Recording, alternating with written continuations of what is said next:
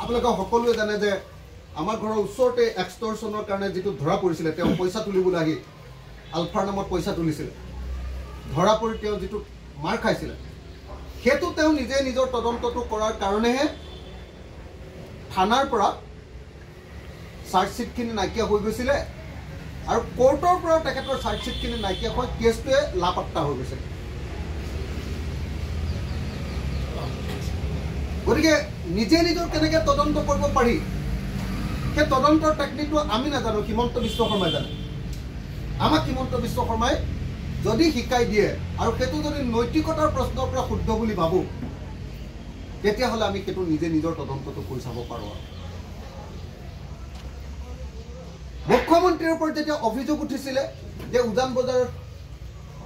মানৱেন্দ্ৰ শৰ্মা ডাঙৰীয়াক হত্যা কৰিছে তেখেতে সেইটো গোচৰত তেখেতে জেল খাইছিলে আৰু সেই জেল খোৱা যিটো গোচৰ সেই জেল খোৱা গোচৰটোত গোটেই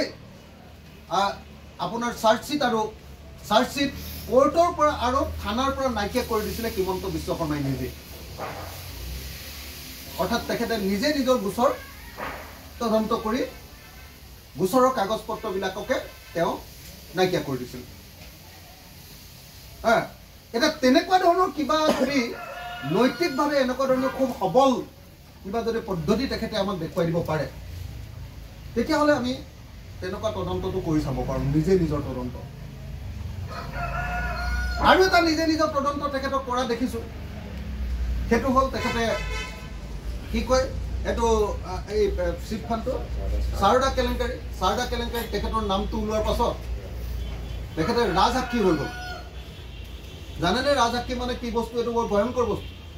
ৰাজসাক্ষী মানে হয় মই এই কেলেংকাৰীটোত জড়িত হয় মই জানো মোক আপোনালোকে জেলত নিদিব মই কথাবিলাক কৈ দিম চব কথাবিলাক সাক্ষী এইটো হ'ল ৰাজসাক্ষী গতিকে হিমন্ত বিশ্ব শৰ্মাই নিজে কৈছে যে মই সাৰদা কেলেংকাৰীত জড়িত হৈ থকাটো হয় এটি লিগেলি প্ৰুফ সেইকাৰণে তেওঁ জেলত নোযোৱাকৈ সাৰদা কেলেংকাৰীৰ পৰা বহুত মানুহ জেলত গ'ল কিন্তু তেওঁ জেলত নোযোৱাকৈ এতিয়ালৈকে আছে তেনেকুৱা ধৰণৰ নিজে নিজৰ তদন্ত কৰা কিবা কৌশল যদি আমাক শিকাই দিব পাৰে আৰু নৈতিকভাৱে সেইটো ঠিকে আছে বুলি ভাবিলে আমি সেইটো তদন্ত কৰি চাব পাৰোঁ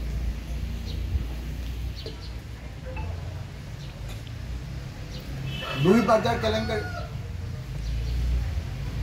এইবিলাক কেলেংকাৰীটো হিমন্ত বিশ্ব শৰ্মাই নিজে নিজৰ তদন্ত কৰি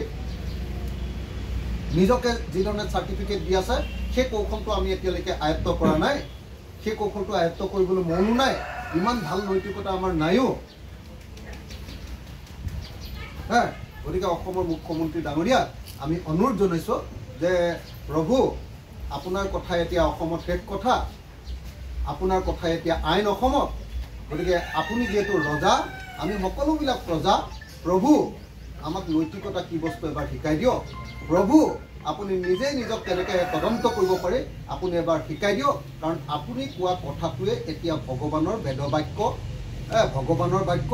আৰু আপুনি কোৱা কথাটোৱে এতিয়া ৰজাৰ বাক্য আমি প্ৰজাবিলাকে চবেই মানিবলৈ বাধ্য